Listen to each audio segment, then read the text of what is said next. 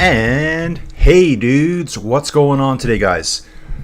Let me fix this up here. We got some craziness going on here with the setup. Guys, it's time after a glorious one day off. And I'm in the wrong place again, aren't I? After a glorious one day off, which felt like a week, to be honest with you guys. I love streaming every day. It's so exciting. This is kind of out of the blue, this one. And generally, I'm usually streaming by, I don't know, 4 or 5 o'clock in the morning. This one's late. A lot of you guys probably don't even know this is going on. So hopefully you can all watch this tonight. Slap a like. For any of you new people, my name's Colin. This is Inside Cycling World. I do race commentary. I follow the races. I dig into them. I have a live chat. Get involved in the live chat, folks. Tell me your predictions. Tell me who you want to win. Which stages are you looking forward to? And don't be afraid either. The chat is the best part of this channel, guys. The chat is the absolute best part of this channel. Next best part will be got a couple of boom arms in my cart now on Amazon, so I will be getting a new one, guys. This thing is almost falling off here. I don't know what to do with it anymore. We live on the edge around here. Okay, guys. 2025 La Vuelta Espana. Let's have a little sip of the Montpellier. Quite refreshing. Guys, last Grand Tour of the year. Probably the hardest Grand Tour, I would say. Also this year, going to be the most competitive. Mr. Poggi has decided he doesn't want to race it. He is going to prepare for World Championships, which are in Rwanda, and the two races, GP Quebec and GP Montreal in Canada. They're coming up in September. So all those races are in September. So he'll be, I don't know, living in Monaco, hanging out with his girlfriend, talking about bikes maybe. But guys, the next thing coming up this Saturday, and let me just back that up a second. Let's just reel that right back, guys. Reel it back. Reel that fish in. Probably going to do the Benelux Tour tomorrow as well. So that starts August 20th through 21, 2, 3, 4, through the 24th. So it'll run through Sunday. So somehow I'll figure out how to do a double stream on the weekend. But yeah, 2025 La Vuelta, 21 stages, guys. We got a distance of 3,151 kilometers. Give me 1 second, guys, just to check a couple things out here to make sure I am actually up and at it. Yeah, up and at it, guys. Not even in a cycling jersey today.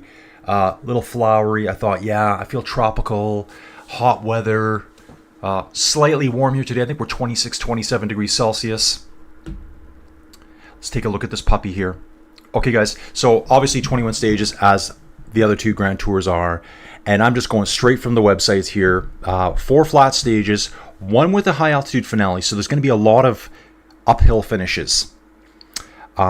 6 medium mountain stages. 5 mountain stages in total, 1 individual time trial. Thank you. Every Grand Tour needs a time trial.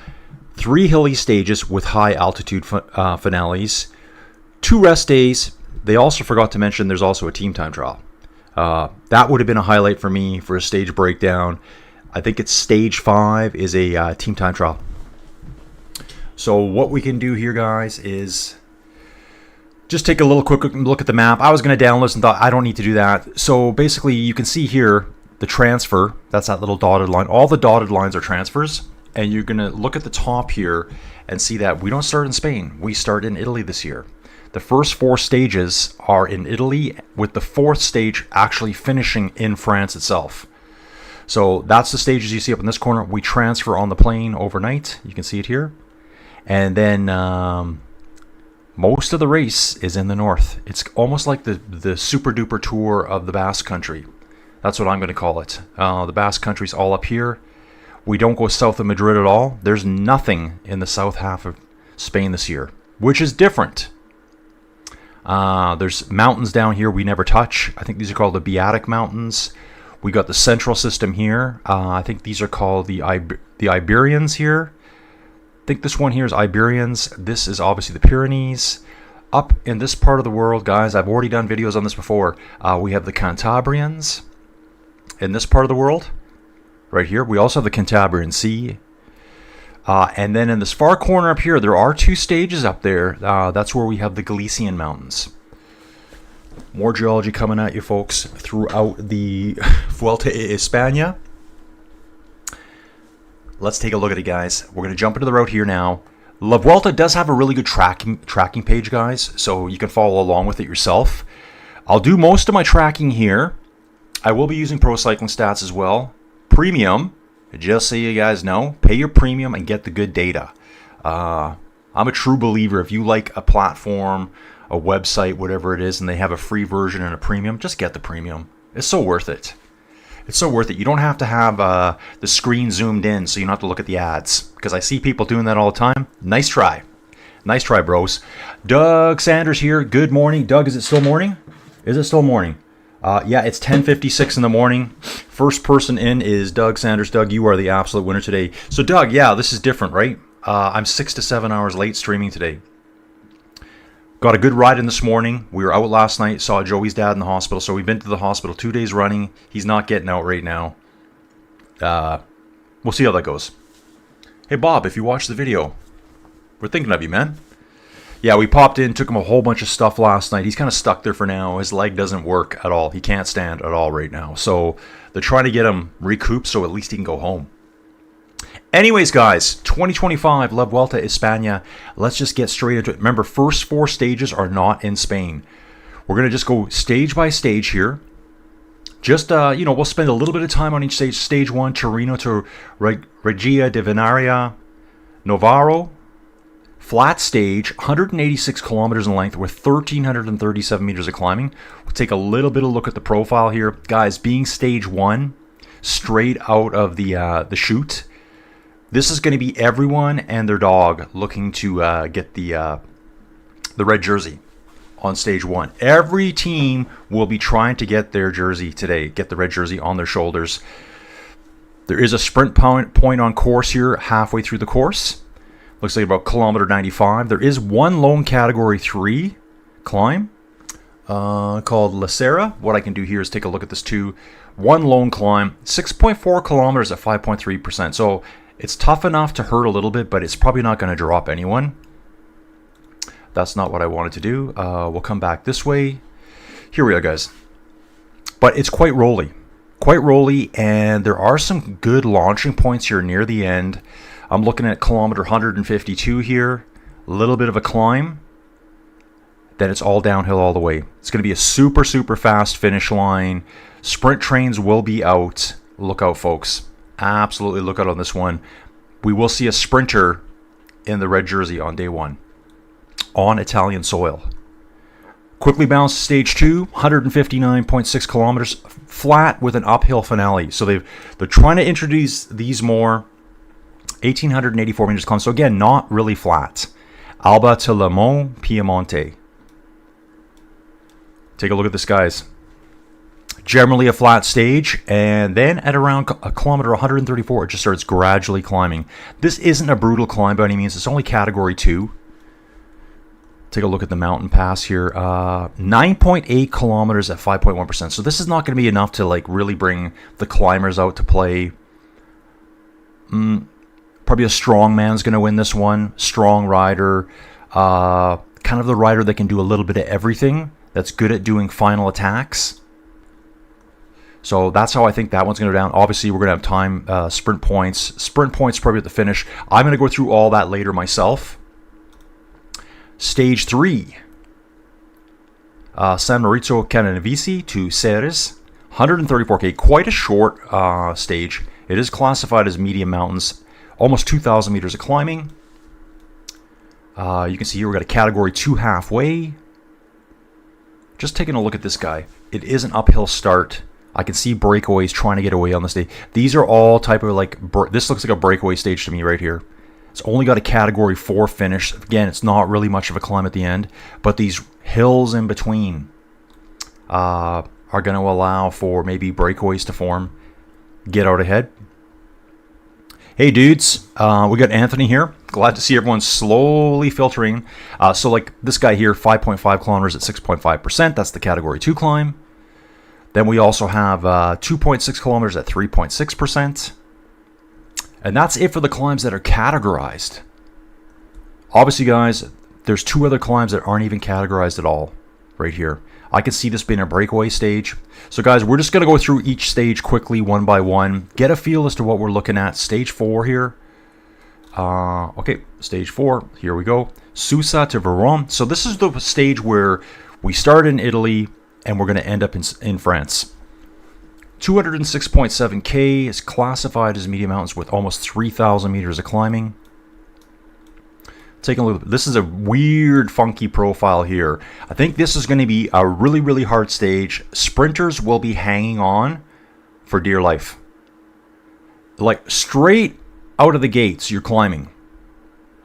You're climbing all the way outside of a couple little points where you just pop over the top, but essentially you're climbing for almost 40 kilometers there up to that Category 2 climb. There's a Category 3 along the way with a slight downhill after it, and then you can keep climbing. The top of the Category 2, which one is that? I'll put that on afterwards so I don't have to turn my head sideways. That's where we actually cross into France at this col here. Drop down fast. Again, climb up another Category 2. Oh, that's the Lottery there. So the Col de Lottery is our third climb of the day. And then it's a monstrous escape point. Riders trying to get away. Sprint point very, very late in the race. So the sprinters are going to have to be on their toes here. Taking a look at the climbs. Exil's here, 5.6K at 5.6%. Dream is back. Hey, Dream. Guys, I'm really looking forward to it. So yeah, tomorrow too, guys. Both on August 20th, we got the Deutsch Tour starting. That's a 2 point. Is that a 2.1? I think it's a pro race. I think that's a pro series race. I can check here in a second. I got Pro Cycling Stats open, so we're going to look at that too at all the teams. The teams are slowly being published now. What was funny this morning, I've seen stuff come out from all the Facebook media sites, all talking about Richard Carapaz. I was looking this morning. He was the only rider identified for EF. The next thing I see this morning, Richard Carapaz is out of the Vuelta Espana. So that's 2 Grand Tours in a row he misses.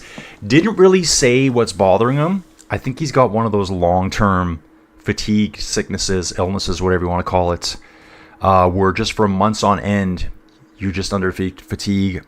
I don't know, maybe possibly long COVID. I know it's a term people like to throw out. It's kind of like we talked about this on the weekend. There was a lady, Becky S., I think it was. Christophe Laporte. Is it him? Christophe Laporte? Have to remember that name again. So he won Paris Tours last year. 310 days later, he's racing, I think it was Belge Franco, whatever they called it, Circuit Belge Franc. Yeah, he was just sick the whole time. He just could not get over it. So I did see Carapaz was even talking that he's tried several times to get back. Second climb of the day, 8.3 kilometers at 6.1%. That's a Category 2.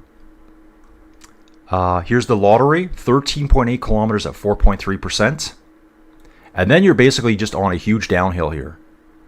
So there's going to be breakaways trying to get over the top. Sprinters are going to be hanging on for dear life. They're probably all going to be dropped on this Category 2 here.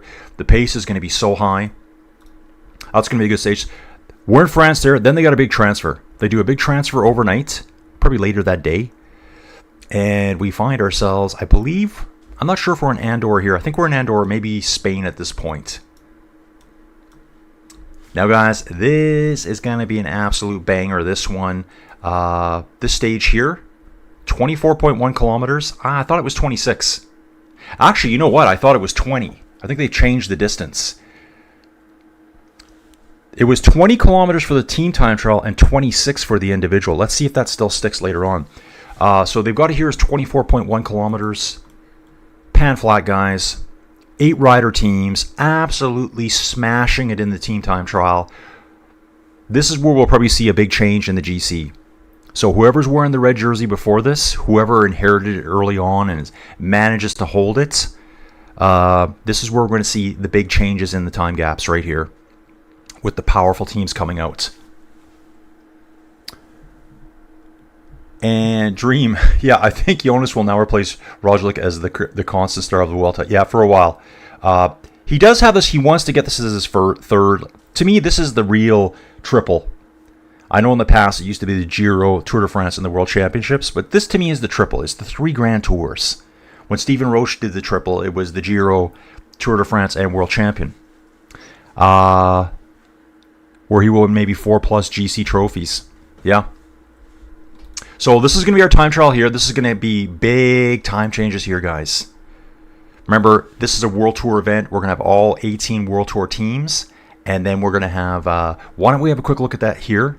Here's all our teams showing up, guys. So, Caja Rural Seguros, Burgos BH. Those are the ones you probably haven't seen before. You generally see Lotto, Israel Premier Tech at these events. Q36.5 will be here as well. I'm going to go through the teams afterwards. I'll just show you quickly. I know EF's entire team lineup now is on Pro Cycling Stats. And if you look here, there's nothing. Nothing here yet. So that's why I'll do it that way. I'm just going to keep going through the routes here. Stage 6 into Andorra, 170.3 kilometers, mountain stage, 3,500 meters of climbing. Yeah, this is the first real climbing stage here. Again, starts with the climb up the Category 3, a descent into the valley, Category 1 climb, long descent that we cross into Andorra here. So probably in Spain for all of Stage 5, and then the start, and then 2/3, 3/4 of Stage 6. Look where they put the sprint point. This is pretty nasty here. Sprint point right at the base of this Category 2. So, what sprinters will be left at this point after that Category 1? What do you guys think? Sportsman Philly, dude, I've never seen you before, dude. Welcome aboard. Is Paulus the EF education leader now? Very hard for them to get a top 10 overall classification. Yeah, guys, let me just jump back to that too. So, I was up super early again, and I saw Carapaz was the only rider listed on Pro Cycling Stats. Then I saw him withdraw, and then I keep seeing, like, Rouleur put an article out today talking about Carapaz. They obviously made the article a few days ago. He's out. He's done. Who is their GC guy now? So then I waited a few minutes. All of a sudden, the entire EF list is filled out. I think they were sitting there waiting, going, okay, Carapaz, what are you going to do? What are you going to do? What are you going to do? Oh, you're out? Okay, here's a different team we're going to send. So it seems like it's a team of maybe 2 really seasoned veterans. Esteban Chavez is there. And the rest are all super young dudes. Majority of them are super young dudes. There's another dude who's like 29. I think there's a 25-year-old Sean Quinn's there. But there's some guys that are like really young. Get some World Tour experience here, or Grand Tour experience. Finishing up here, this Category 1 climb. Let's see which one this is. Even the first climb of the day, that Category 3, 11.4 kilometers at 4.1%. Sprinter's gone. Bye. See ya. Look at this climb here. 24.3 kilometers at 3.5%. That will just grind your legs to pieces. It's Category 1. Closest thing I can think to that right now would be, say, Mount Lemmon in the States. But it's more like full Mount Lemmon. I think it's 40 kilometers at probably 4.5%. Really hard climb. And then I think this is the last one. No, that's Category 2, 4.2 kilometers at 8%. There should be a Category 1 at the end. Yeah, here it is. The Andorra climb.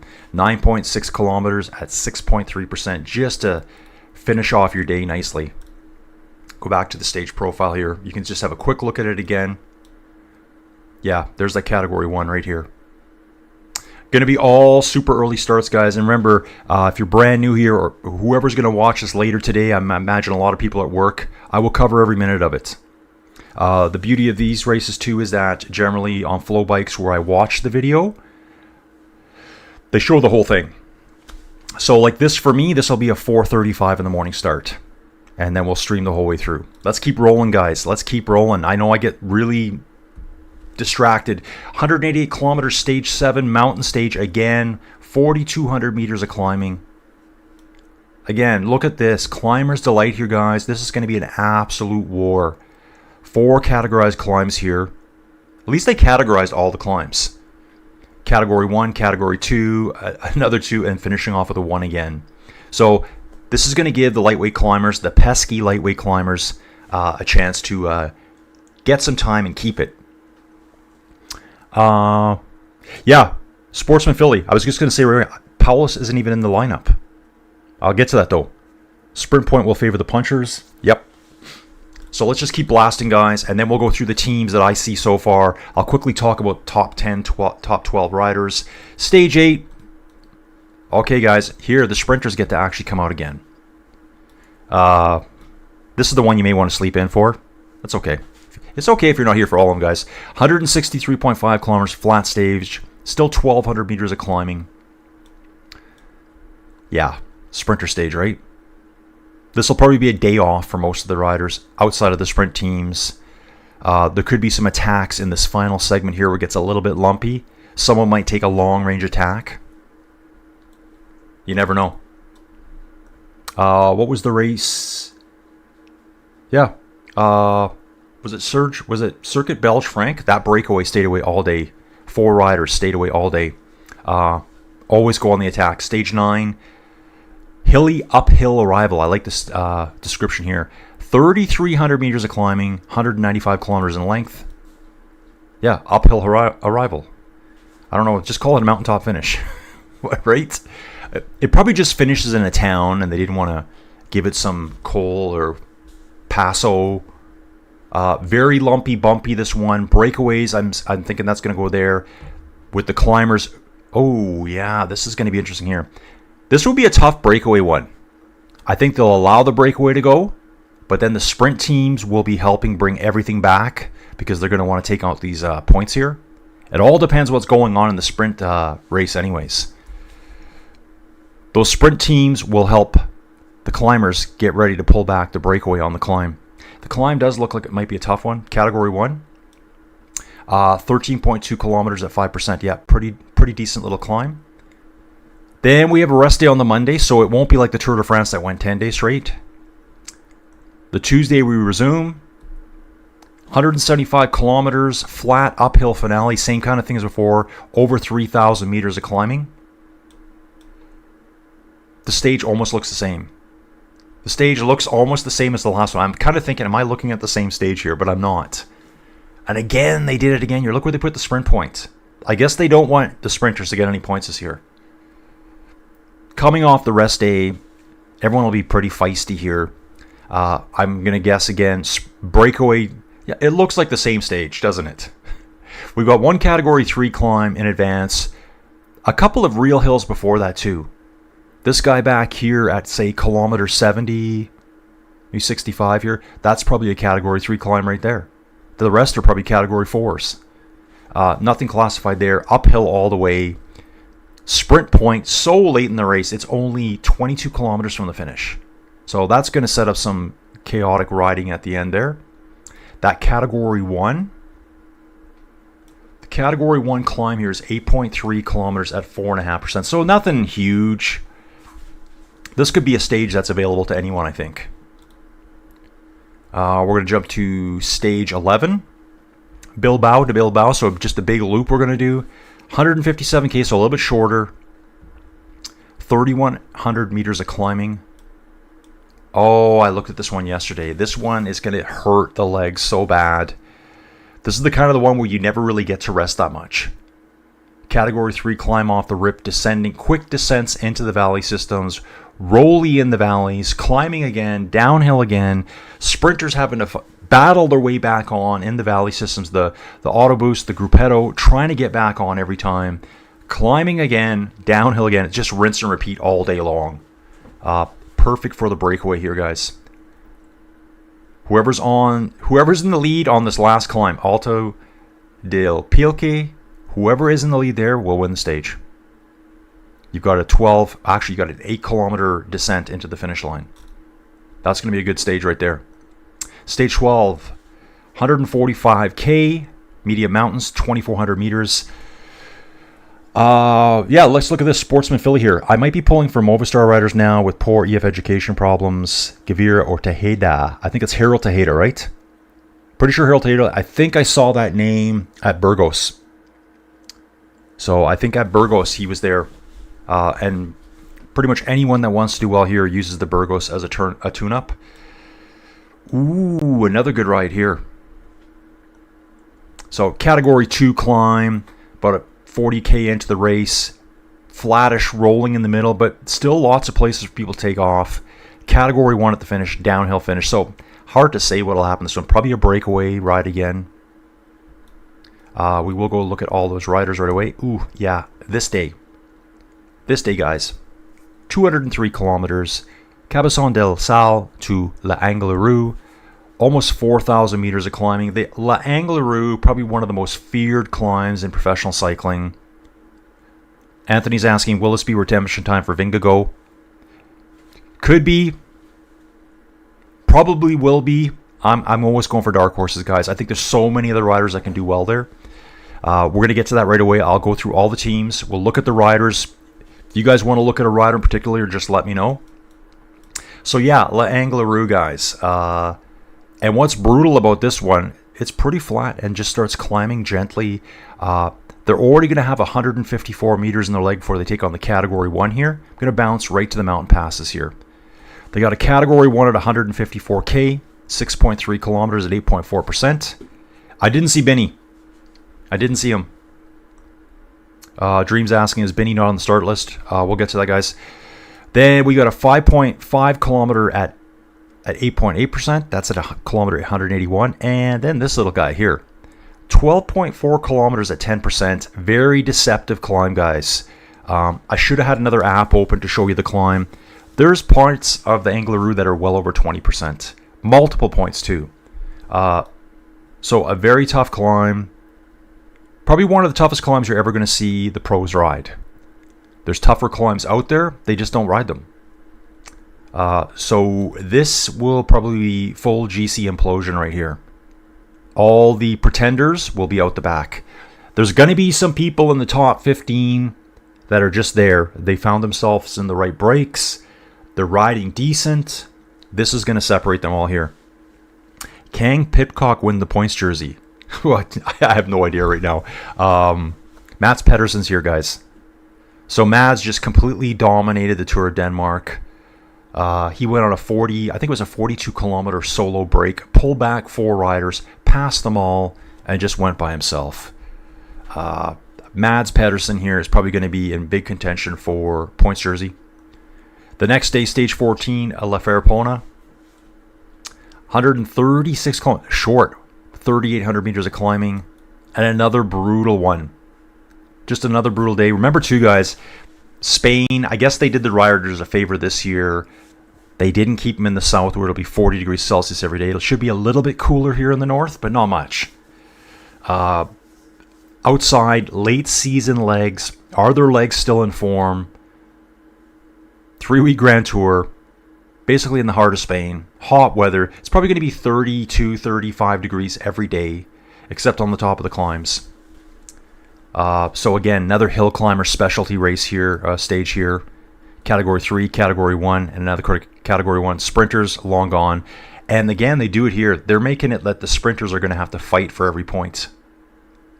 So this one here, the way I'm seeing the sprint points being laid out, and what Dream is asking me here makes a lot of sense to me.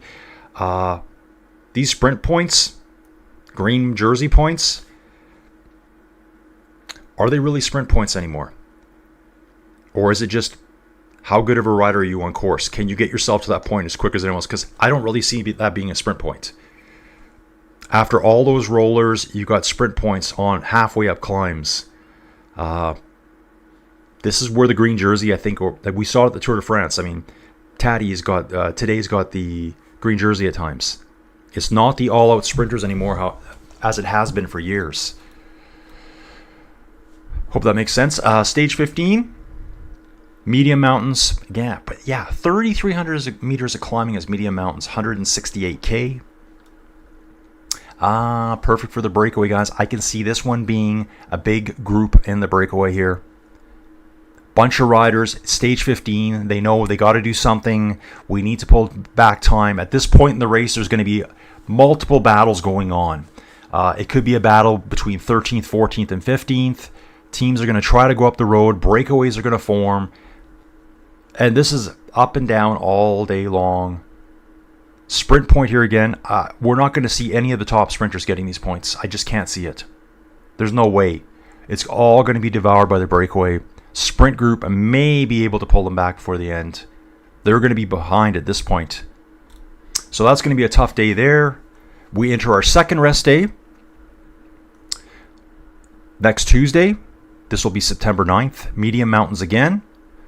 Kind of almost the same thing. 3,500 meters of climb, 168 kilometers in length. Ooh, another tough one, guys. Just like climb, kind of a little bit chill in the first part outside of one climb. Again, this is a breakaway stage to me. Most people are like, okay, let's take the first 60K a little bit easy. There's going to be 10 dudes jump off the front here in the first 20K to try to get away over that climb. This climb looks like it could be a category 3 even, possibly, this climb right here. I'll do some research and see if I can figure out what some of these climbs actually are, if they're even named, or portions of them are. They're going to try to get away. And again, wicked place to put the sprint point. 28 kilometers from the finish. I guess what this does, it makes the finish of the races extra exciting. The sprint teams will be working really hard trying to get these points. Or it could end up just being that they give those points away and they're going to fight for points at the finish every day. However, again, this day is not really set up for sprinters. Category 2 finish. Stage 17, guys, we got some tough ones still coming. 143K, 3,400 meters of climbing again. And look at this guy. Category 3 climb. Halfway through. Sprint point near the end again. What are they doing to these poor sprinters? That's where they all shut down right there. They get their sprint points. They shut her down. Just trickle into the finish. Category 1 at the finish here. I do want to take a look at that Category 1 there. 8.8 kilometers. It's Alto del Moradero. 8.8 kilometers at almost 9.7%. That thing is going to be steep. If it's averaging 9.7, it's way higher than that somewhere else. So that's going to be a real tough one there. Oops, we were just on that one. Stage 18. Here's the time trial. Okay, so the distances have changed just slightly. So they did increase the team time trial, or else the data I was looking at wasn't right. Individual time trial, 27.2 kilometers. Last ditch efforts here for GC contenders. Oh, yeah, Dream. I think there's 10 or 11 mountain finishes. So, like, it's so brutal. So brutal. You know, Jonas is there. Jonas is a great climber. Without Poggy here. Yeah, you know what? It's kind of almost sad to say it. It's going to be a great race because Poggy's not going to be there. Like, think about that when I say that out loud. It sounds harsh, doesn't it? But if Poggy was here, I think a lot of people would be like going, and you'll see that when I start going through all the riders. Yeah, so this is a huge day here. Massive day right here. Anyone in the top 10, 15 better be on their toes here. 26K, yeah, you could lose a minute right here. Easy, minute and a half. Okay, I think it was stage 5 at the Tour de France. That was the Cane Con circuit. Star Trek Wrath of Khan. Bugs in the ear, remember that? I think Chekhov and the other dude, I forget the other guy's name. They got bugs in their ear by Ricardo Montalban. But yeah, I'm going to have to look back and see how that one was for like our last like head-to-head performance between the big names. I don't know if it was 26K long though. 27. I'm going to look later. Okay, so that's our time trial, guys. Stage 19, guys. And it doesn't stop there. But wait, there's more. So there is a flat stage coming up. Let's give the sprinters at least something to do, right? If I was a sprinter, I'd be like, yeah, I might take this one off. Yeah, I'll sit this one out, boss. I'm going to sit this one out. It's not very sprinter friendly. It's not sprinter friendly at all, this one. Visma might go for first, second, third again. Yeah, they've done it before, guys. Can Jorgensen get third? It's possible. So 2023, I think, was the year. Yeah, Visma got 1, 2, 3, I believe. Was that it? Yeah, when Sepp Kuss won. Roglic was there. Jonas was there as well. I guess they're probably going to want to put Jonas in first so he can get his triple. You know, get his Vuelta under his belt. Then he can say he has a triple and Poggy doesn't. Because Poggy has not won La Vuelta. He's got a lot of work to do. Guys, someone sent me something this morning. if any of you are having Poggy dominance syndrome, some people are. I think he is too. To be honest, I think he's bored. I think he's got like he's got just under 110 wins. I don't know what the number is. I think I just saw his 106 win. So, and Eddie Merckx, guys, if you want to talk about someone that was dominant, and yeah, it was a different time, but I think you can easily say he was still more dominant in his time.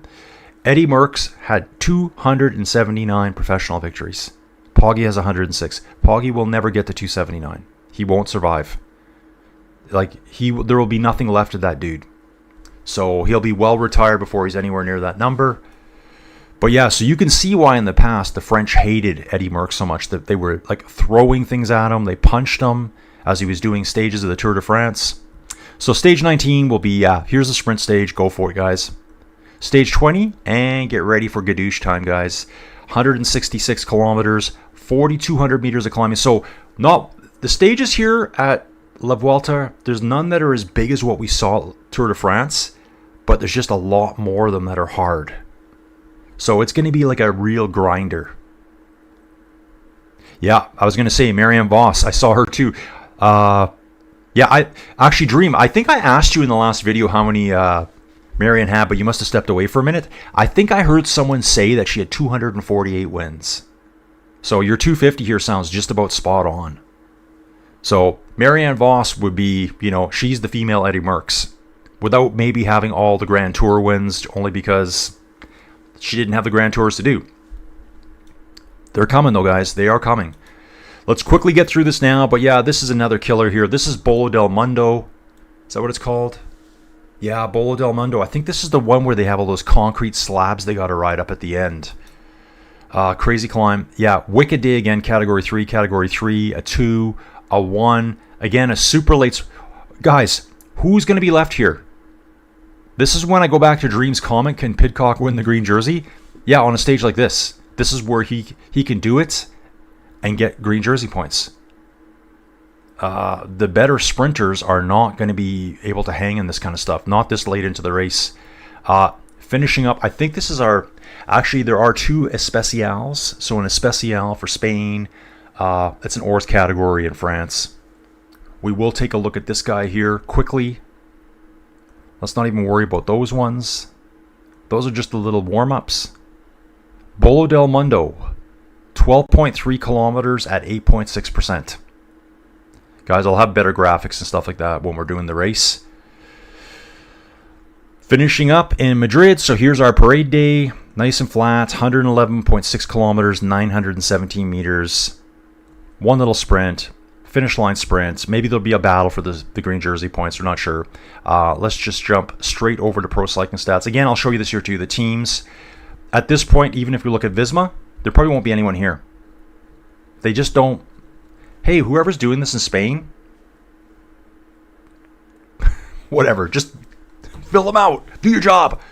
But Pro Cycling Stats has it all, guys. So what we have here is the 80th Vuelta Espana. Now, guys, this is technically the 90th year, but there would have been war years during World War II and also a little thing called the Spanish Civil War in the late 30s. Okay, let's just see here. Mr. Weiss is back. Fred, we haven't seen you for a while, bro. I think, Fred, you said you were going to be back for the Vuelta preview. Dude, yeah, it starts on the 23rd this Saturday. I hope you can make it. It'll be bright and early, and guys... Joey Jojo won't be around. It'll be like Colin batching it at home with the dogs. I told Joey too, I said, I'm going to get myself in shape when you're gone. So I'm going to get up every day, 3:30 a.m. That's probably my daily start. T. Roy even just walks in. Damn, I'm like, guys, I know this one's kind of out of the blue. We got 12. It says we have 12 people watching. Yeah, whatever, right? I'm doing the best I can, guys. But usually this would have been 6 a.m. So, and I hate not streaming. So guys, whoever's came in late, I'll probably stream the Benelux Tour tomorrow over the next 3 days. Just get me back on track. But when Joey's gone, I'm going to do my 4 to 5 hour stream every day. Take an hour to just kind of turn my brain off, do some animal stuff. And then I'm going to start doing slightly longer rides, like 60, 70K. I just need some good time on the bike. And it's going to be very hard to do because I'll already have done this beforehand, up super early. But the good thing is, when I'm done, I can just lay on the couch all day. I am just going to lay on the couch all day. I'm going to eat freezer pizzas every day of the week, maybe burritos, stuff like that. Just like dial it back to Colin circa 1993 to 1997 when I was in university. Dude, we just went through the stages. So T. Royven, we just went through the stages. Okay, and Dream saying, I'm looking now, 261 wins, does not include CX, mountain bike, or gravel. Okay, yeah, super dominant. What did I see? Alexander Kristoff, I think he's at 98. He's only got a couple races left to try to get a 100, so I'm cheering for that guy too. Fred, is most everyone except for Poggy participating? Yeah, Poggy's definitely out. And guys, I know I was saying at the end of the tour, he's not doing La Vuelta. He's fried. Another good thing I saw, there was a video somewhere, maybe it was a podcast, and it was one of these, I don't know, kind of like dumb question things. What can we do to prevent these champions from burning out too young? Here's a good thing you could do, guys. Don't let them start so early. Case closed. That's it. So, guys, here's my theory behind that. There's a white jersey. Best young rider under 25. I think they changed it to 23 for a lot of the races now. Poggy's winning the Tour de France at 20. Same with Egan Bernal. They're started way too early, and they basically can't handle the stress and pressure of it. I think you're better off to do it the olden day ways where the senior riders that were old, they were like 28, 29, mentored you, made you get bottles, do all that stuff. And then when you get to be 25, 26, then you step in and take over. Maybe you're a little bit more mentally mature. I know they say the male brain stops developing at about 25. Like, you're still basically a kid. Things aren't fully... So I think it's very demanding on them, and it's too much. Let me just have a quick look here. Kristoff will be at the Renewy Tour. Yeah, he's at one of them, so he's got a few chances to do it, and then he's doing the Chinese race later in the year where hopefully he gets a couple stages. I mean, he's retiring at the end of the year, guys. But yeah, so let's take a look. So like, as I said this morning, first thing, they had Carapaz here. Carapaz is out, guys, in case you came in. Yeah, I saw that too. Chris Froome advised Poggy to just learn to say no. And then I see people attacking Chris Froome. It's like, oh yeah, from a guy who doesn't win anything anymore. It's like, dudes, like, do you remember who Chris Froome was? He was like so dominant for a while. Like, there's no respect for anyone from the past. Yeah, maybe they need, yeah. I don't know, guys. It's just like, to me, they're winning so young. They burn out mentally. They can't handle the stress, or they get bored. They want to go become video game champions now. I don't know. Yep, T. Royven, you're absolutely right, dude. I already know this one too. But T. Royven said this here. I think the team management is also very important. UAE do not let any under 23 rider do more than one Grand Tour per year. Sorry, guys. I'm saying that fast because I know it. That's why Isaac Del Toro is not here. You're allowed to do one per year. So that's how it is. But anyway, guys, let's get into it here.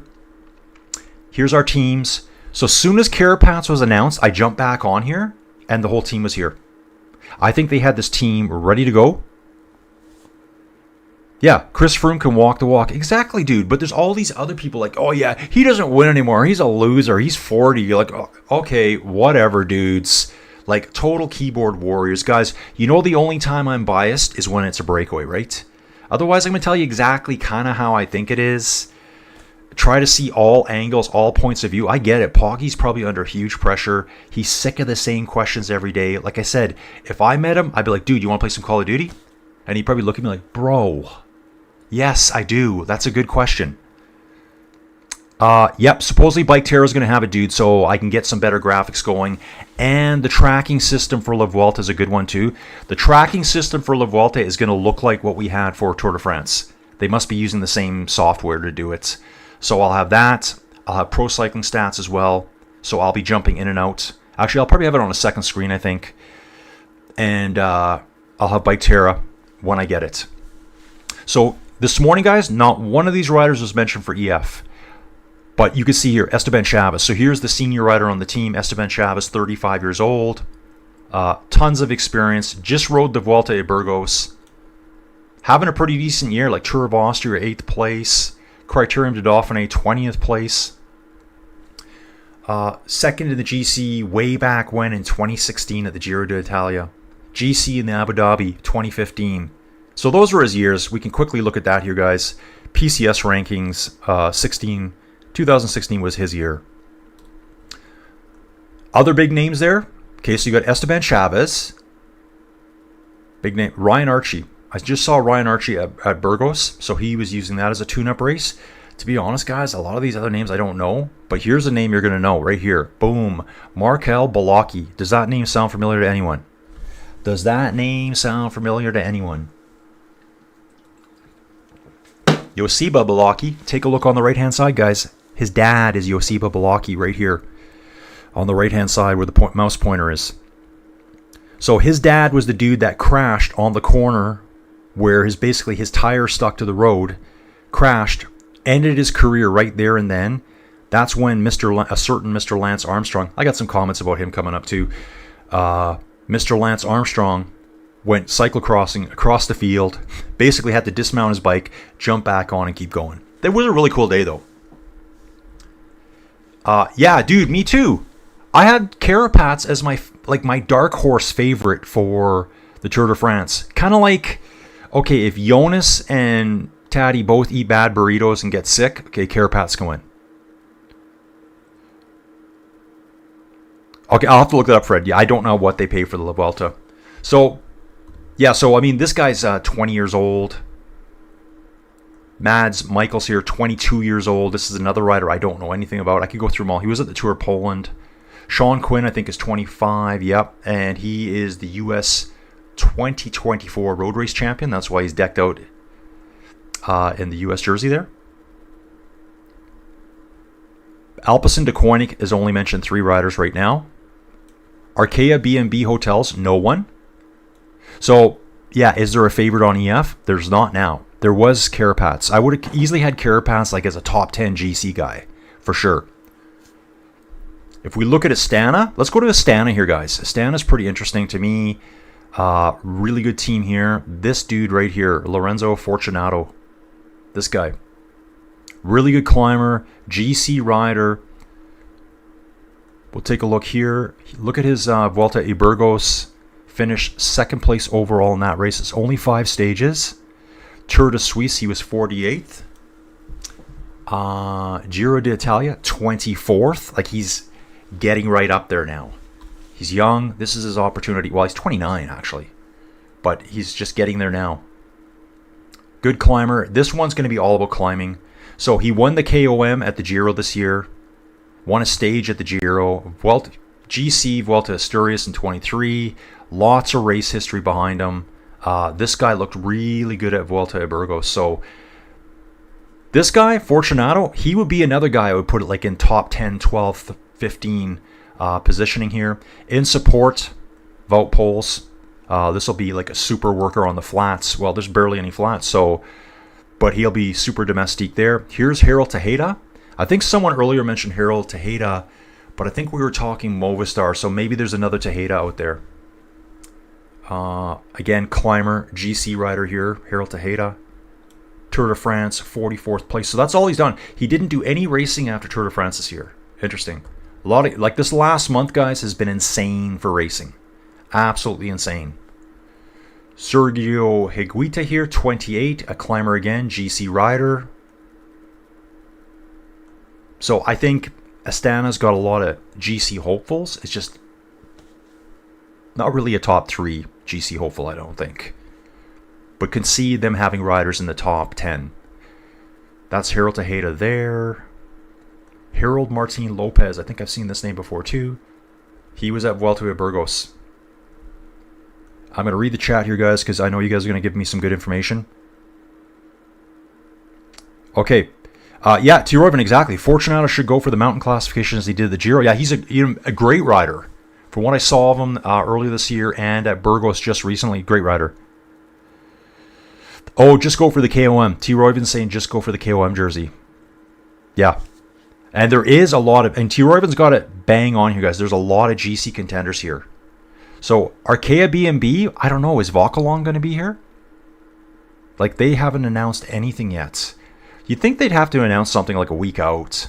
Who else is going to be here for Alpecin? There won't be, Mathieu van der Poel won't be here. I don't know if he's ever even done a Vuelta yet. Who's Alpecin going to send, guys? Jasper Philipsen? I don't know. It's not really a sprint race. Yeah, Derek. Hey, Derek, welcome aboard, dude. I know you're a newcomer here just by your name. I kind of do remember the names. Yeah, dude, I saw it first thing this morning, too. So I've been looking every day. And I've been kind of holding off doing my little preview thing. You guys probably look as much as I do. Let's just be honest, right? So I've been looking, going, okay, there's no names. Like, it kind of makes for a light video if I don't have the names, right? And then first thing this morning, it's announced. All the main media are saying Carapaz is a favorite. I'm like, wait a second here. He's out. And I came straight downstairs, grabbed the laptop, looked, and they've got a full team there. So I honestly think EF was going, Richard, can you do this? And when he said no, they're like, okay, there's the team then. Because we're not going to send the team that we were going to send to assist you. We're sending someone totally different now.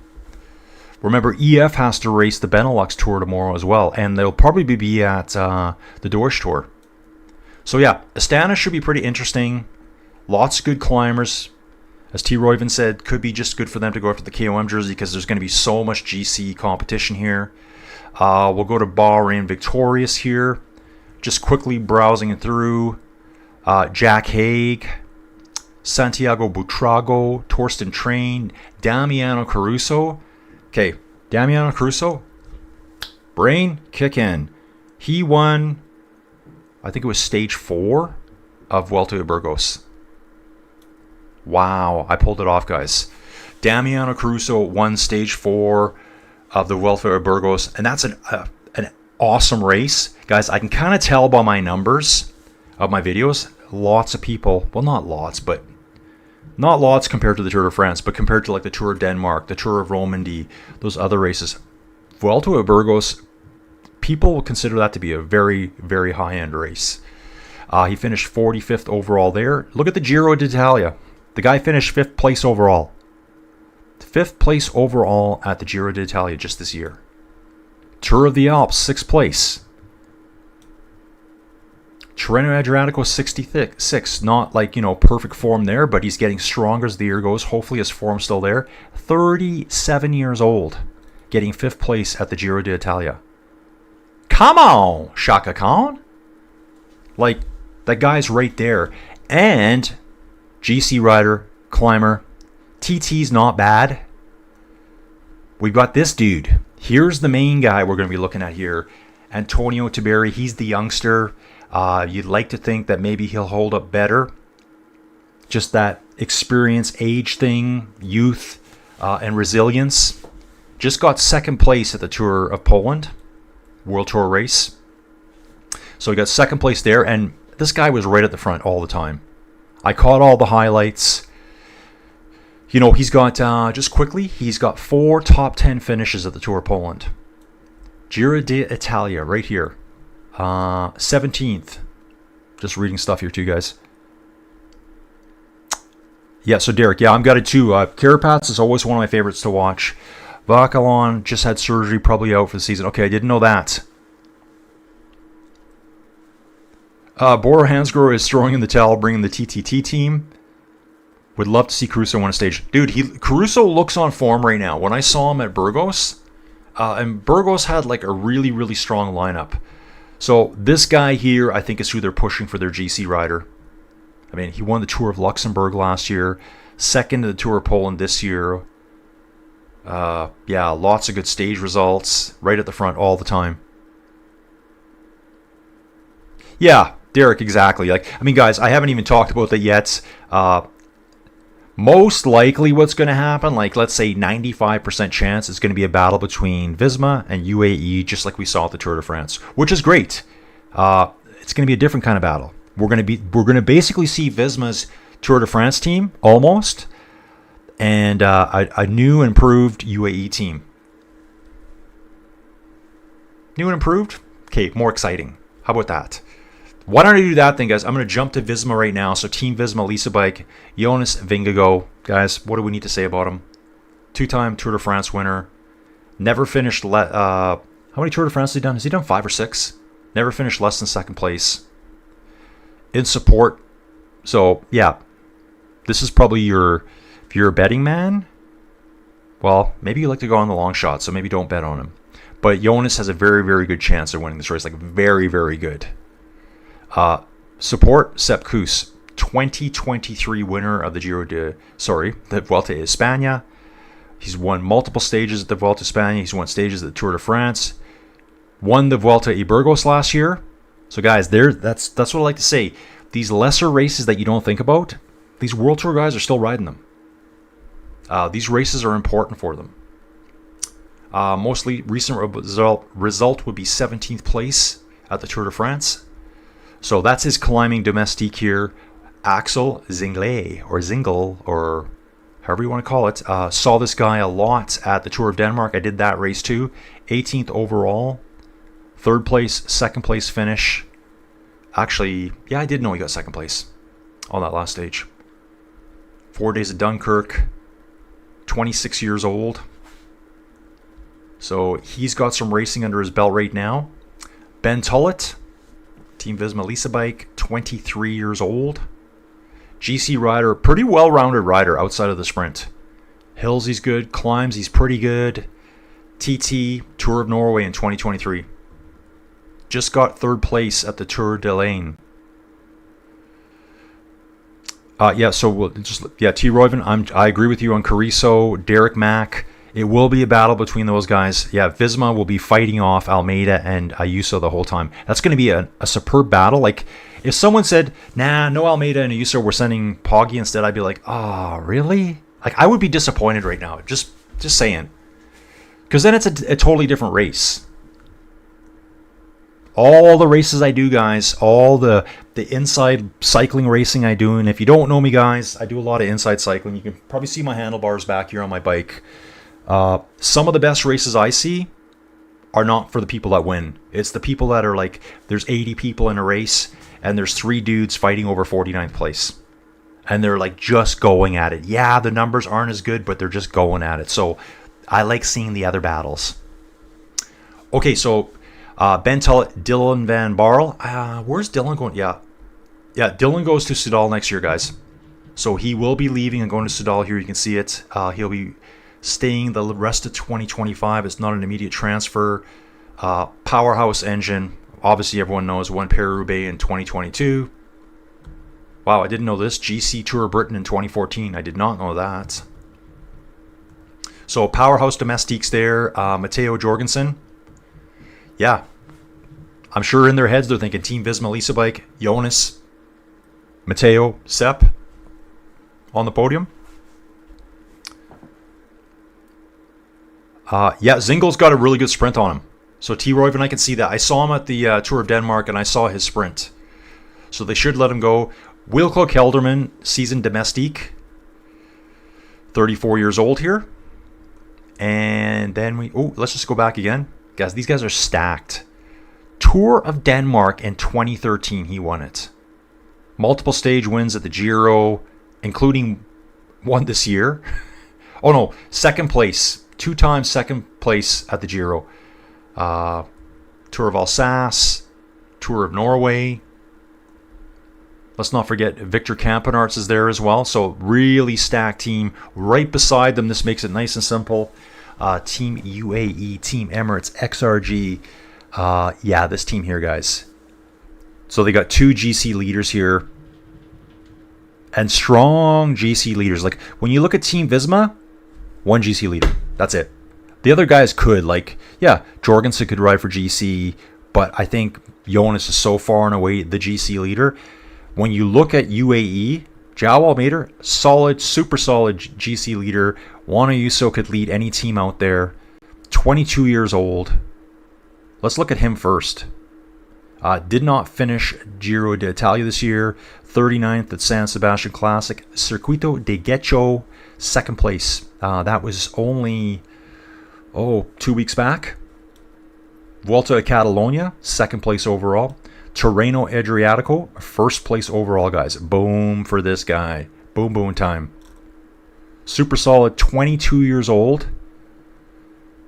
Now, Almeida's older, though. More experience. Only 27, though. Oh, dude, Neil Rushby steps into the house. Neil, how's your suntan, bro? Or your third-degree burns, shall we call it. Neil right now, guys. So if you don't know, Neil is a buddy of mine from Ruvi, like the inside cycling world. Some of you will know his name because I've talked about him a million times here. He leads Muckers Worldwide.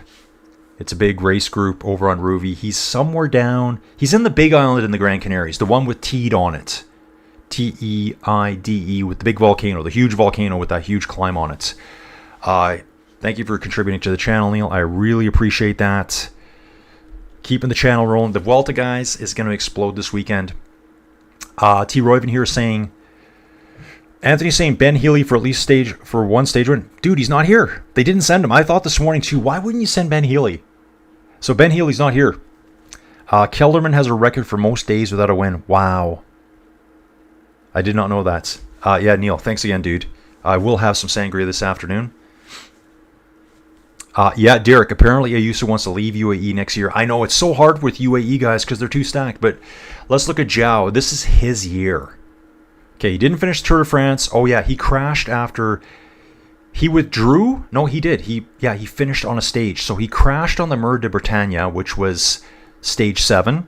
Got through stage 8. And I know I said it in the video. It's not the next day. It's the day after. It's 2 days later. And he just felt too crappy and he withdrew. Had some great finishes on that one. Neil, burn mate. 1.5 days by the pool. I'm in Gran Canaria. Perfect ginger weather. Not. Dude, I love it. I saw your stuff on Facebook and I'm like, oh, you're dead, dude.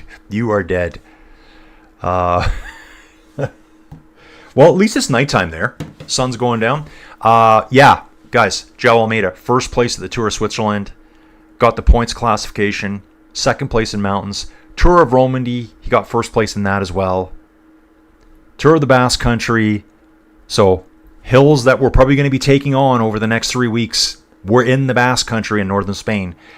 First place in that one. Earlier in the year, 6th place at Paris-Nice. Yeah. Volta Algarve, another Portuguese race earlier in the year. 2nd place overall. 2nd place at Valencia. That early season stage race. I mean, total banger. He's done more this year than Jonas Vingegaard has. 4th in PCS ranking, UCI World Tour, 13th place overall right now. I'd say this is probably the favorite for me. So yeah, so Neil is completely fried. Only one. Neil, how many days are you there for? I hope you're there for like 10 days, just like burnt to a crisp. Trust me, I've done it. Supporting, so yeah, we got João Almeida there. Ayuso is a very strong rider, 5 years younger than Almeida. I know they always say he's not the greatest teammate. He wants to win. He's capable of it now, though. That's the problem. They've got Marc Soler there in support, Felix Großschartner, and the rest of the crew. So a very, very strong team here, though, guys. Hope Almeida's fully recovered from the crash. Yeah, I know. It was like 2 months ago now, right? So if we look at that crash date, it would have been July 10th or something. He crashed on July 11th, so month and a bit. I think he'll be fine. It's going to be a huge battle between him and Jonas. Okay, so number 1 favorite, let's just say Jonas for Visma. 2 and 3 would be the 2 riders at UAE. We can throw... Let's take a look at team...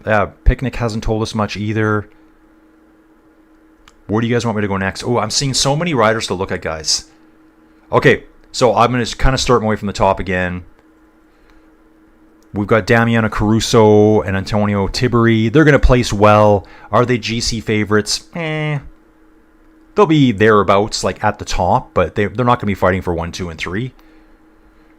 Cofidis is kind of sending, they got Brian Cocard for like the longer sprints. I don't think there really is anyone here for GC contention. Guys, jump in and let me know if you think there is. Groupama, FDJ. David Gaidu will be there for the climbs. Remy Cavagna, though, for the TTs. Look out for this guy. Every time I see this guy, he's dominating TTs. Super fast guy in the TT. Neil, okay, we're getting some sun tanning advice here. Got another 5 days by the pool with the wife and kids, then 5 days exploring the North Island with the locals. Love that bit. Having a rest off the bike for a nice reset. Okay, Neil. Yeah, I'm doing a reset during the Vuelta. I'll be riding every day that Joey Jojo's away. Dude, yeah, T. Royven. Dude, exactly. I was going to look at it. Yeah, we'll do that first. Let's do Red Bull first. So, Red Bull guys, Jai Hindley. GC guy. This guy can easily finish top 10 at the Vuelta. 2022, he won the Giro. He can easily finish top 10 at the Vuelta. At the Burgos, he got 25th overall. Did not finish the Giro d'Italia. 8th at the Tour of the Alps. 5th at Tirreno Adriatico earlier this year. Valencia, he got 9th place. This is a top 10 rider right here. But there's more. Pellizzari right here. This guy was just a highlight over at Burgos as well. He got 4th place in that race. Young gun, 21 years old here. This guy could be the future rider for Red Bull. I mean, I know they got Remco now. Look, 6th place at the Giro d'Italia. Like, come on. Come on. This guy is a definitely like huge top 10 contender here, right here, guys. So I'm going to say Red Bull has two top 10 contenders, but they're not Ayuso Almeida quality. And it's just where they are in their careers. I think Pellizzari's almost there right now. Jai Hindley, maybe he's getting a little bit on... I don't want to say old because he's only 29, but he is 29. Yeah, super strong team there as well. So Red Bull looks really good. I'm going to quickly look at Soudal Quickstep here. I know they keep saying Mikel Landa top 10. Yeah, possibly. But I want to point out this dude here, Junior Lesurf. Junior Lesurf, tiny little climber dude, 54 kilograms, 22 years old. Just won the Czech Tour. And he got a stage win at the Czech Tour.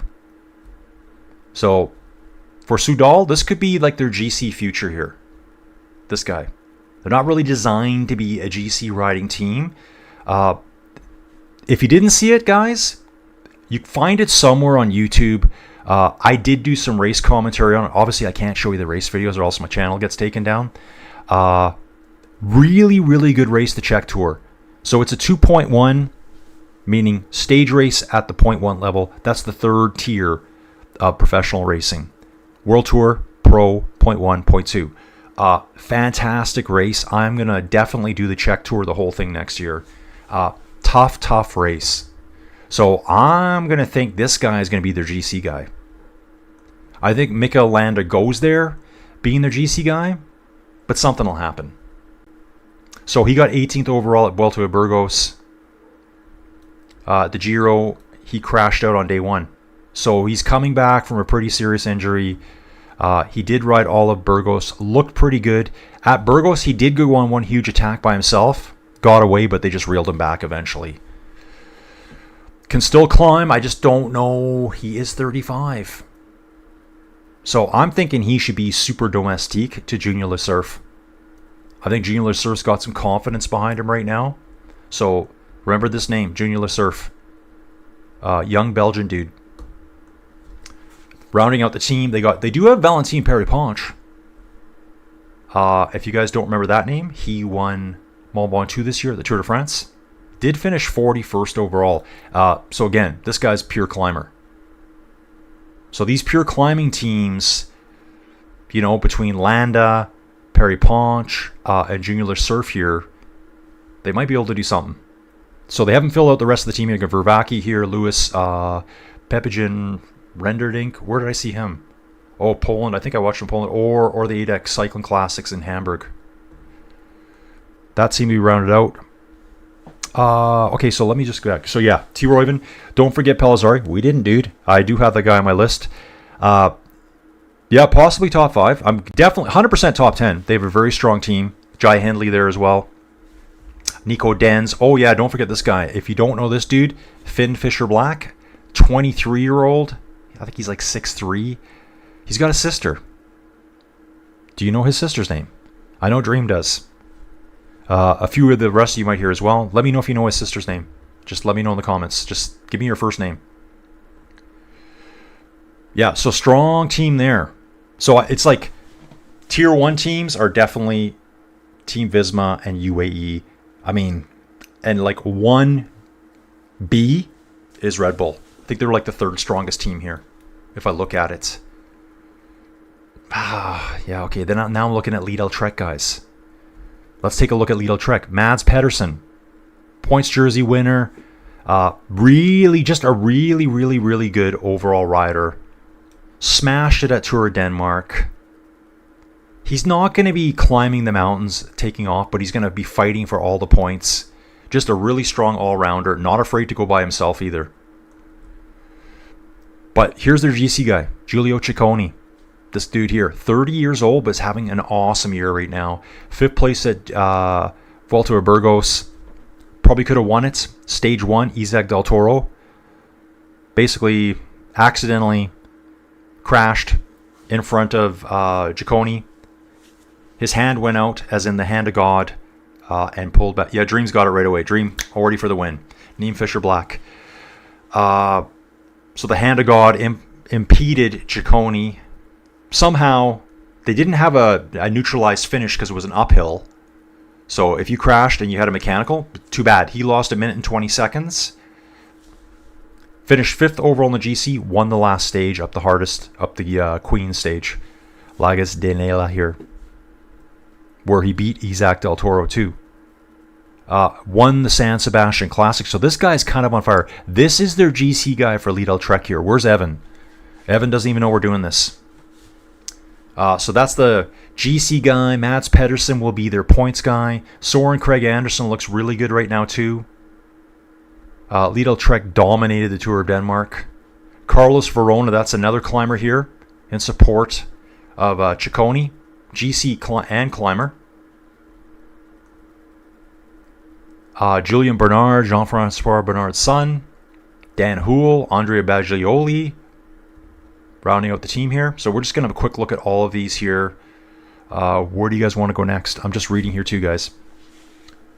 I read that Landis is not going for GC. Landa's not going for GC. I said Landis, as in Floyd Landis. Landa. And you know what? I wish Landa would win. I've always really liked him all the way back to Team Sky days. He's always just about there, and then he finishes like 8th, and it's like, Or he'll be like in 5th place the entire race, and then something happens, then he's 23rd. Just never really had the luck of the draw, like dude. Landis, I think it will be a good thing with the amount of mountaintop stages. They have a very good team for a stage win with the likes of Perry Ponch also. Yeah, exactly. Let's take a look at Perry Ponch again. Like, take a look at this dude. 52 kilograms of pure muscle. Yeah, stage 16. Montpellier to Mont Ventoux. Speaking of Montpellier, I'm going to have a sip of my Montpellier pamplemousse. Grapefruit, guys. Grapefruit's flavored. And when I say flavored, I mean barely flavored. It's probably good for me. Neem Fisher Black. So yeah, Finn Fisher Black rides for Trek, I think it was. Was I right about that? No. There he is. Red Bull. His older sister, Neem Fisher Black. You're going to see it here. Neem Fisher Black. She just finished 5th overall at the Tour de France Femmes avec Zwift. And, she got a DNS because she wanted to start. She's one of the teams that got disqualified for not wearing trackers. Actually, you know what I saw? And I don't know where I saw this, guys. Hopefully this doesn't sound like too much of a conspiracy. Yeah, the trackers. Yeah, anyway, I forget what I was going to even say there. Okay, moving on. Team Picnic, not really much to say here yet. Just send only to it. Just send them. Just send, full send. Okay, let's go Team Jaco Alula here. Ben O'Connor. Okay? Ben's still a really good cyclist, 29 years old, multiple stage wins. His biggest screw-up this year was not keeping his 10th place at the Tour de France. When I saw that go down, he finished 11th place overall. And I think I saw something just yesterday. None of the other teams would help him try to bring that dude back. It was Jordan Jagat. That's who it was. So Jordan Jagat here, if we look at the GC, Yep, there it is. Total Energies. Ben O'Connor was in 10th place. Jordan Jagat went on a breakaway, got away, and took 10th place. 10th place is important. It's UCI points, guys. You can see all the UCI points here. 1,300 for first place. That's where you know where your team's going to be, where they're going to be World Tour in 3 years or not. So they got Ben O'Connor there. I'd say he's top 10 GC. Eddie Dunbar, who did not finish the Tour de France this year, but is capable of winning stages at the Vuelta, as you see here, won 2 stages in 2024. So will be a good support rider for Ben O'Connor. Chris Harper, Christopher Jewel Jensen. I just saw he just got added, I think, to the team here. 36 years old, though, so a lot of experience. Was a GC rider. So, Ben's going to be doing a lot of work by himself. What do you guys think? I can see Ben being alone a lot. We've done these two. Why don't we bounce down to Q36.5? Pro level team, Thomas Pidcock. Here he is, guys. Super climber, super breakaway guy, super descender, all guts. Second place at the Arctic Race of Norway. Dream says, could he win the points jersey? He probably could. How he likes to go on the attack. 16th at the Giro d'Italia. I'd say Tom Pidcock's top 10 to me. 58 kilograms. He is definitely a top 10 to me. Damian Howson there on his team. David Gonzalez. Here's David De La Cruz. 36 years old. So, won a stage way back when, 2016 at the Vuelta Espana.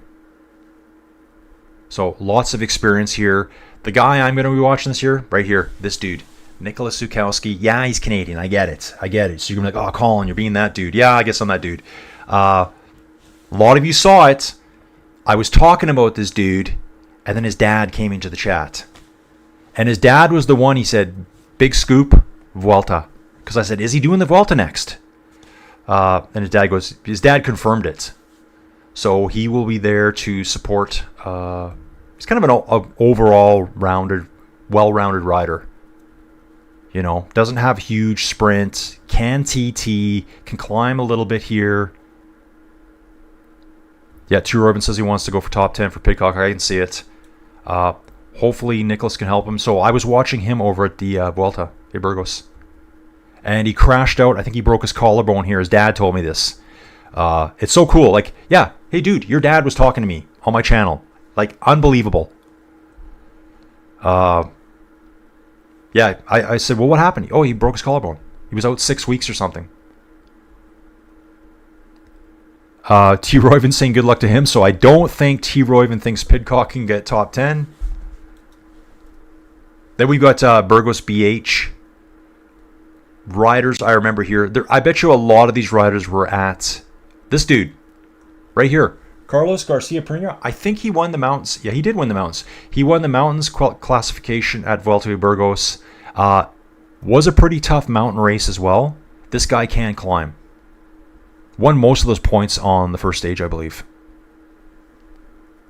They got caught at the end, but they were in a break for 161 Ks, and he was in a big break at the end. So that name really stands out to me for Burgos BH. To be honest, right now, the rest I'm looking. Maybe Daniel Cavia, if I look at him here. Yeah, just offhand. Just names I'm remembering now. Then we're going to look at Caja Rural. Another team I don't know that well. Oh, we got to talk about Israel Premier Tech. And straight to my other bro here. My other dude. I'm not sure if I like the Canadian national jersey here. I don't think I'm a fan of it. It's just... Is it blue again? Is that a blue? Oh yeah, speaking of which, Michael Woods is retiring at the end of this year. That was just announced yesterday. So, he is riding to the end of the year. I wonder if he's going to come to this race. Like, they've only got 5 riders listed. So, Derek G, guys. Derek G. 28 years old. Got into the whole road racing stuff a little bit late. He wasn't riding road when he's 17 years old. He was a track rider. But, yeah. Oh yeah, dude! Imagine Zukowski wins a stage and his dad is in the stream. That would be awesome. I know. I'm gonna start reaching out to more of these riders. You know what? And to be honest, maybe I can reach out to Nicholas and have a little interview with him. I'd love to. I'd love to be that part of my channel. I'm gonna reach out to more. To be honest, guys, the women's riders. They probably have more time for me. I'm not saying I'm gonna talk to Demi Vollering because that's never gonna happen. I'm a nobody. But I just like to have a conversation with them. Like, okay, let's not even talk about cycling. Let's just talk about whatever you want to talk about. What's your hobbies? You know, do you like to knit? How well do you cook? Do you play video games? I would just ask them wacky questions. But Derek G here, this guy can win. This guy could win a world tour, a grand tour, I think. So this year, 4th place at the Giro.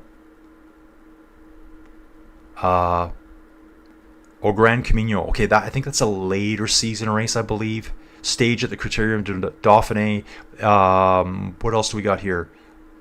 3rd in the GC, the Tour of the Alps is here. 4th in the GC. Okay, we're going to scroll down.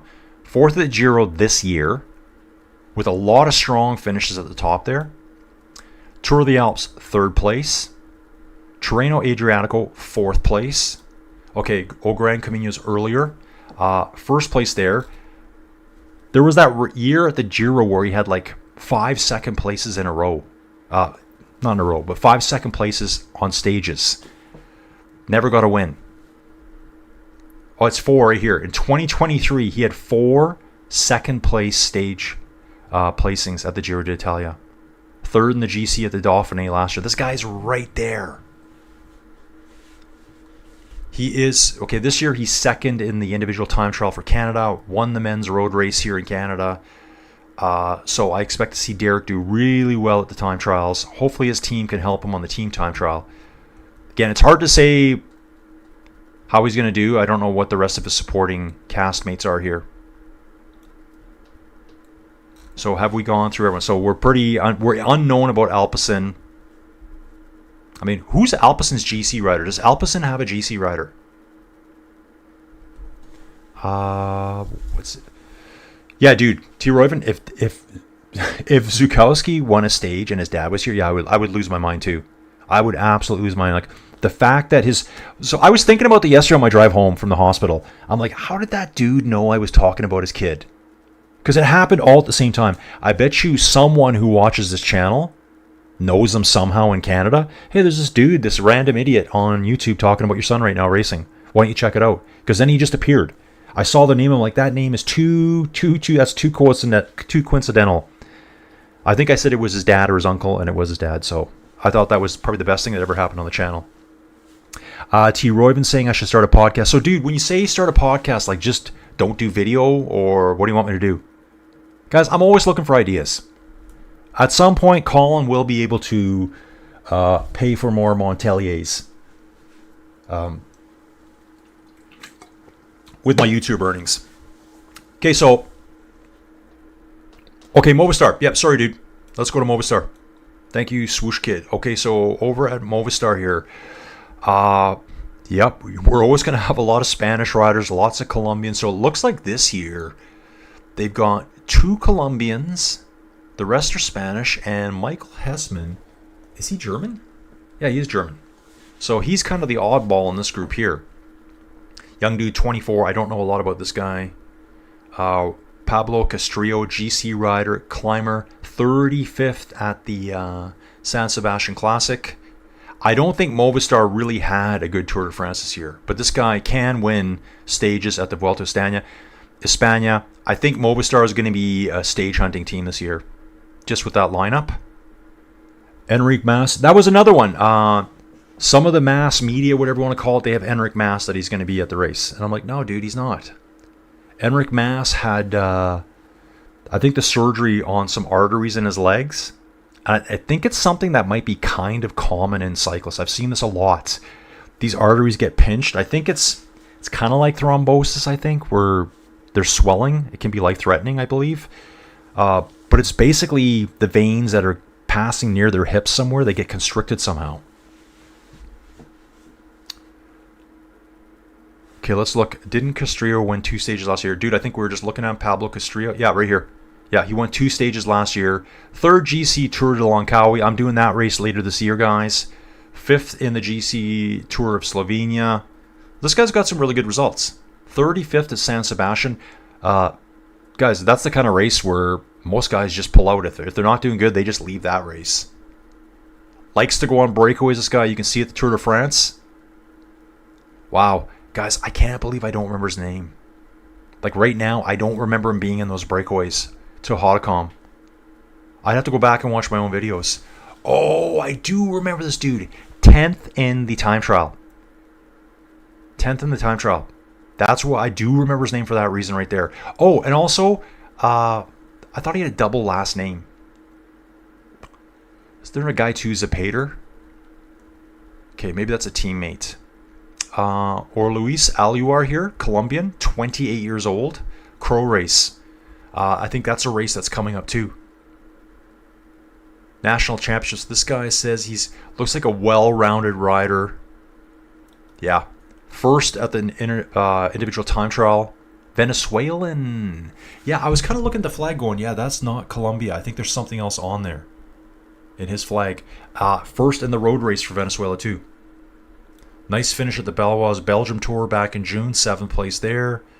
101st at the Giro. Is he a sprinter? It's kind of got a sprint on him here. He got 8th place overall on the final stage in the Giro. Got a 4th place finish. A couple of 4th place and 3rds. Yeah, this guy's pretty decent right here. This dude here. GC rider. I'd say. I can see someone saying something. Okay, yeah. 2 stages last year. Carlos Canal, 24-year-old. Kind of a well-rounded rider. Best place this year would be at Tour de Wallonie. He got 4th place overall there. That's a 2 Pro Series race. This is a name we know, Jefferson Alvaro Cepeda, 29-year-old. 31st place in the Vuelta a Burgos. 73rd at San Sebastian Classic, 34th at the Giro. And was in the breakaways at the Giro this year. Multiple times he was in the breaks. But I don't see like the big name. Like if an Enric Mas was here, okay, top 10 potential. Top 10 potential. So who do you like over on Movistar? Who's your dude? Jorge Arcas here. 33. Criterium de Dauphiné finished 89th. But, you know, I don't see anyone here being top 10. And I hate to sound like I'm just like blowing them off, but Enric Mas, yeah, top 10 rider for sure. But he's out, so he'll be out for the rest of the season, I imagine. Okay, let's look at Intermarché. Interesting, this dude here. Just going to look at him right away, Dries de Pooter. So when we look at his name, I bet you he just transferred to them. I think. No, he didn't. I screwed that up. Oh, okay. Different person I was thinking about. This guy was in the 4-rider breakaway at Hamburg Cycling Classic on Sunday. 4 riders stayed away all day. And 1 dude survived, Rory Townsend. So there was a 4-rider break all day long. So Rory Townsend, the dude we were just looking at, Dries de Pooter. I can't even remember their 2 names right now. 3 of them got caught. Rory Townsend survived. So Intermarché. Does anyone think there's a top 10 rider here? I sure don't. Probably the best rider here I see, Louis Meintjes, however you say his name, from South Africa, 33 years old. Lot of World Tour experience. Did win a stage at La Vuelta in 2022, guys. Second place is on stages at the Tour de France, so he knows what it's like to race at a Grand Tour. Finished 18th overall at the Giro. Okay. So maybe he's got a chance of being a top 15 rider. Depends what the rest of the supporting crew's like. I'm just going to have a browse around here, guys. Visma, Israel, Lotto. Alex Big Gun here for me would be Alex Sagart here. Lotto, yeah, Alex Sagart. Oh, yeah. This guy's leaving Lotto, which I think is going to be good for him. He's a really, really good time trialist. You can see here at the Tour of Denmark, 2nd place behind the young Swedish dude who's actually not a pro yet, I think. He's on the Swedish development team. No, he's Swedish. He's on. I think he's on. He's on the Lidl Trek development team. Second at the. So Alex. Talking about the Swede now. Super strong time trialist here. Very strong time trialist. Belgium tour. Swooshkid. Movistar is definitely not my team. I just wanted to see who they're bringing. Yeah, dude, maybe just stage hunting for them. Enric Mas gone. Enric Mas, I would have said, yep. Good chance at top 10. Now? No. So, Lotto's probably like Movistar. They just don't have anyone that's going to be right there. Actually, Eduardo Sepulveda. Didn't I see something about him? Okay, 34. So, he's been around. Mostly pro series on Ilya Viviani. Remember this name? Remember when this guy was like pretty much untouchable sprinting? This dude here, 2018, that was his year. Wow, third place in the world in the PCS ranking, which is probably very similar to UCI points that year. So 2018, 2019 were his years. So he's more of a support rider now. In fact, I'm going to go back to 2019 here and see what he did. 2018. Guys, look in 2018. He was third in the points classification, won the last stage, won stage 10, won stage 3. Yeah. It says that he's won the Hamburg Classic 3 times. 5 stages at the Giro, 3 stages at Vuelta Espana, but this is quite a few years ago now, 7-8 years ago. So more of a support rider here, possible long-range sprinter. So Alex Segart's really good there. Viviani for a long-range sprint.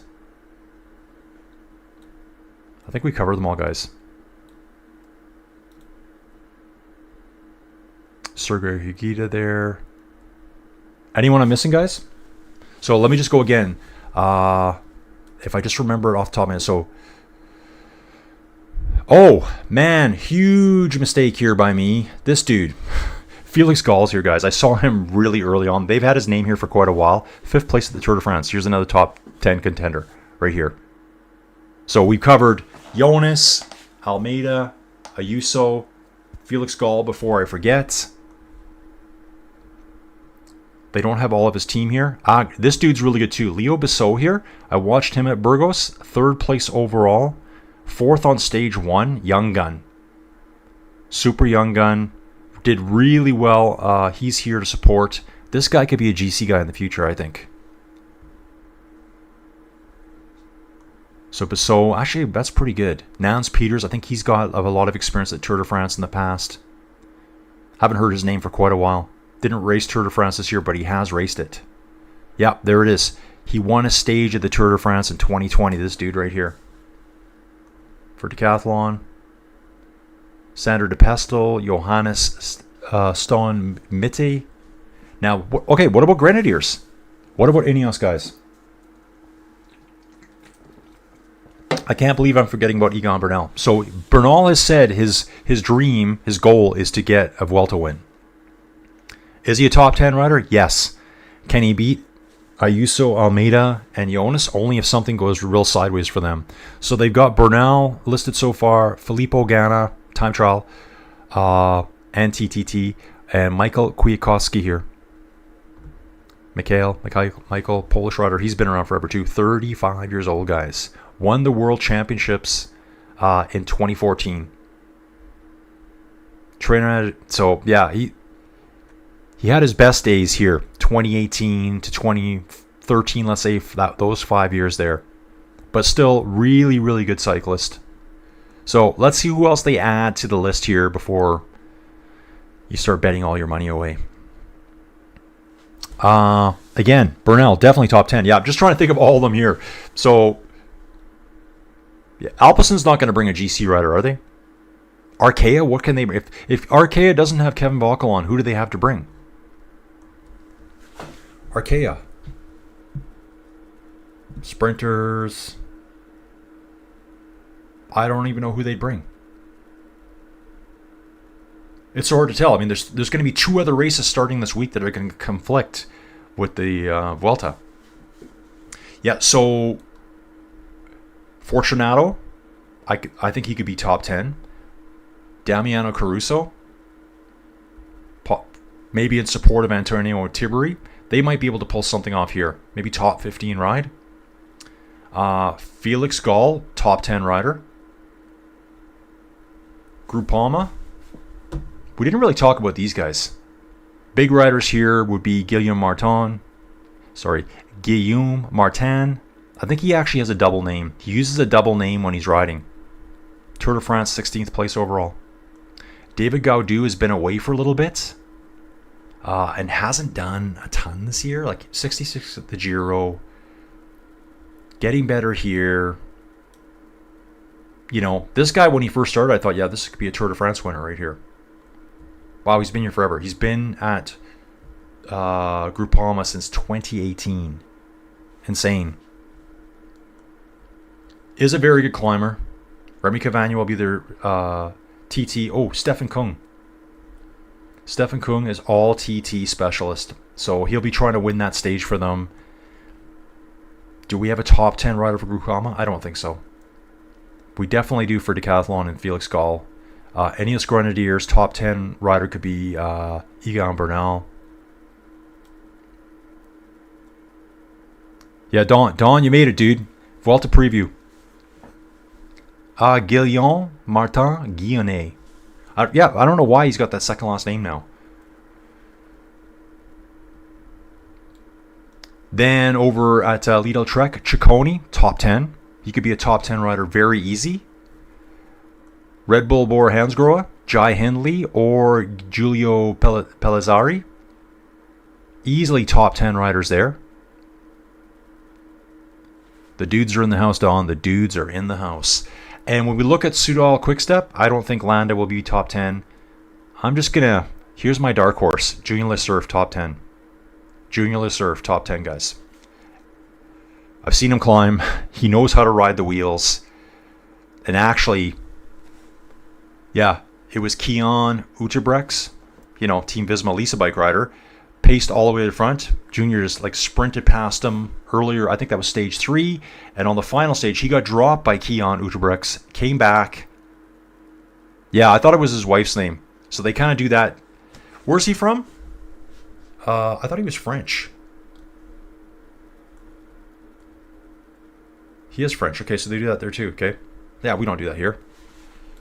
Some people might. Maybe it's become more common. But on the last stage too, Junior got dropped by Kian Uterbrechts, and I thought the race was over. Dude, the stage finish for the Czech Tour was so good, the last stage. They got caught. Junior got on the train, and actually Junior did a lot of the work. Pulled back, caught up with Kian, saved his entire race. So he's my dark horse for top 10. Again, Red Bull, Jai Hindley, and Pellizzari, easily top 10 riders. Team Picnic, we don't know who's all coming. Top 10 for Team Jaco Alula would be Ben O'Connor.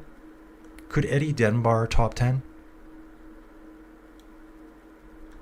It's possible if he has a good race, I think. He can climb.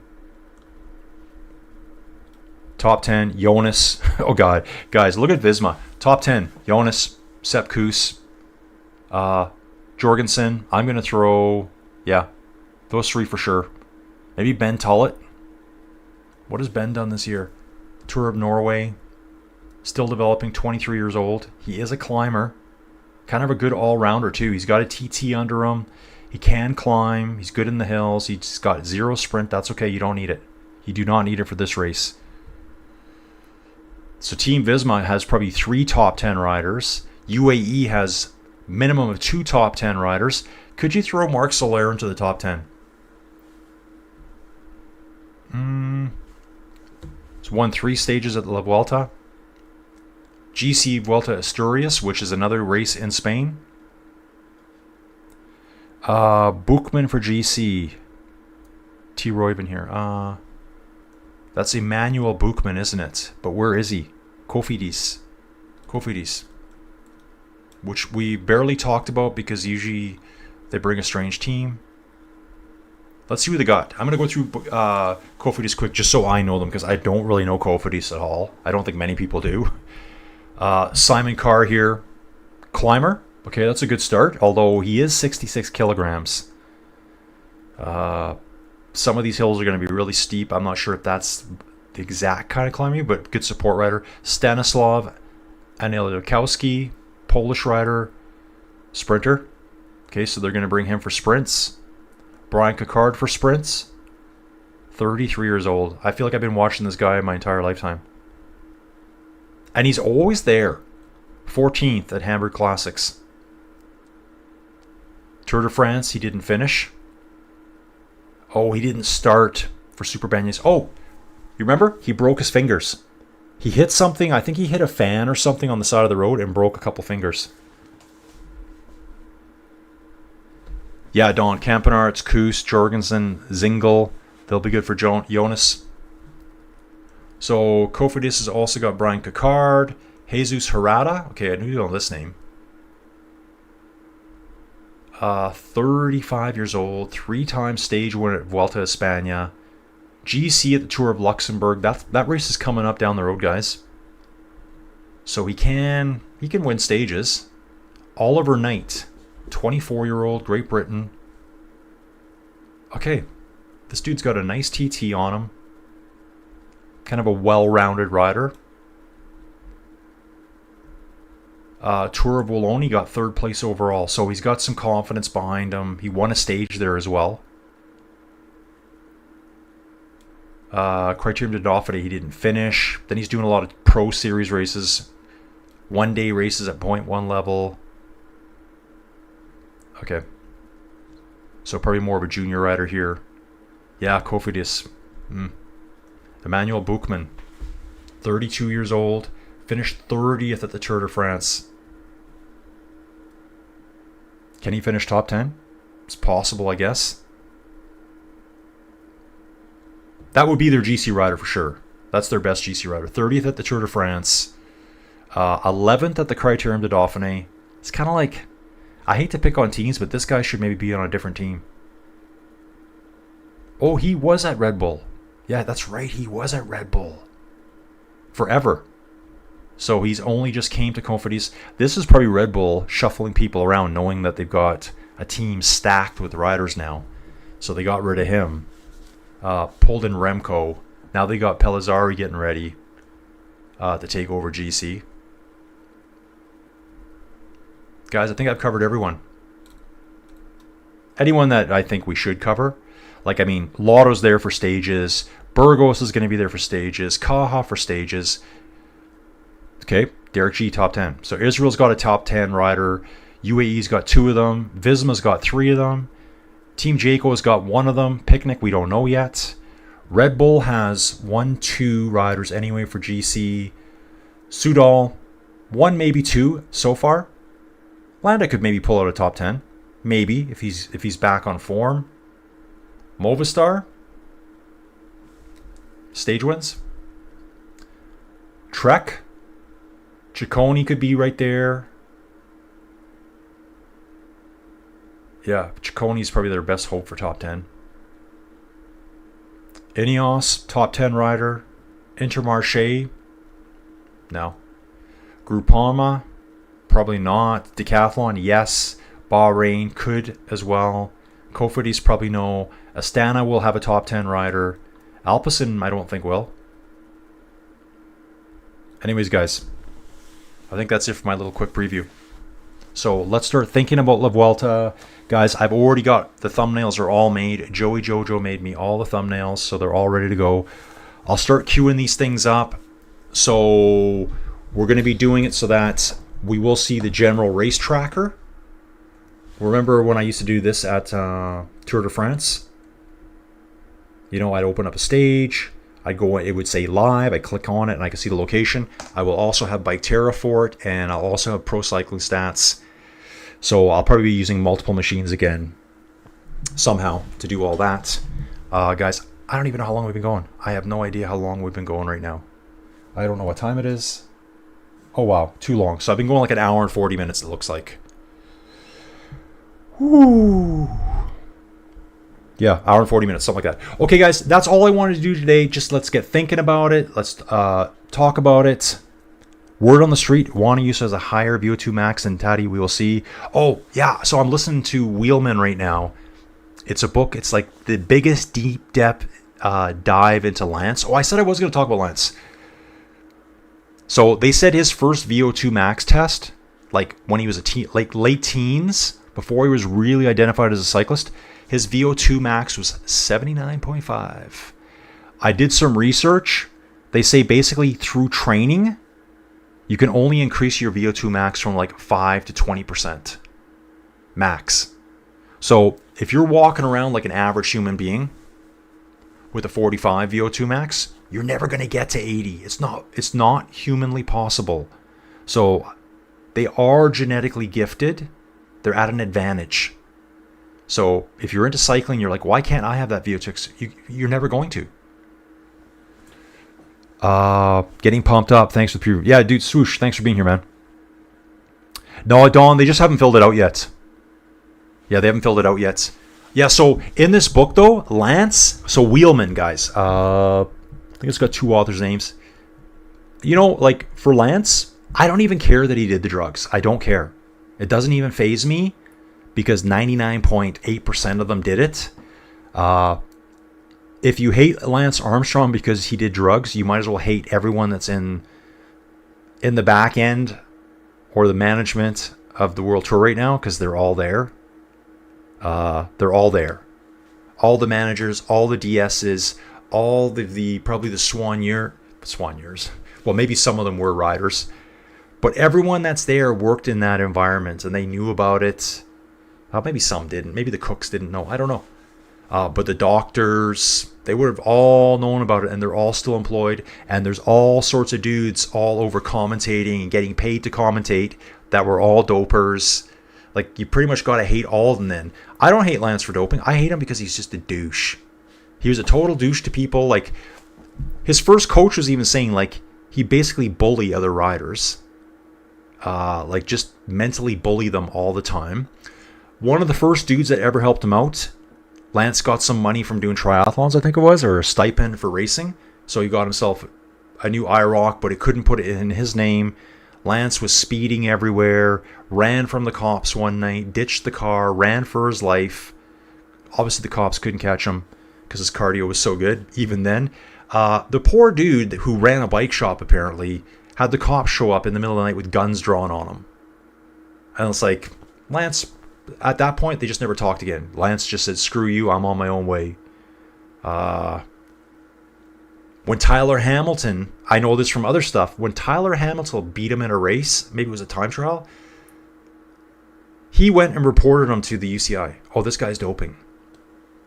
But I'm not. And just trying to sue everyone and just the denials. Everyone else, when they got caught, would just say, my bad. What's my penalty? 2 years. I can't make any money. Okay, I'm done. And they would just vanish, and then hopefully they could re-resurrect their career later. It's just the way he went about it. He's probably not a super nice guy. That's all I think about him. So yeah, it's not the drug use. That doesn't bother me. Just, I don't like bullies.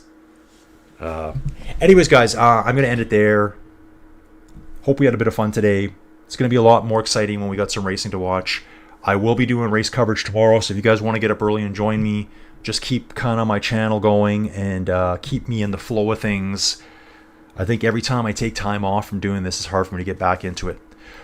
Okay, guys, we'll see you again soon. I got leftover pizza from last night. Don't eat it cold, folks. No, I'm not eating cold. It goes in the air fryer.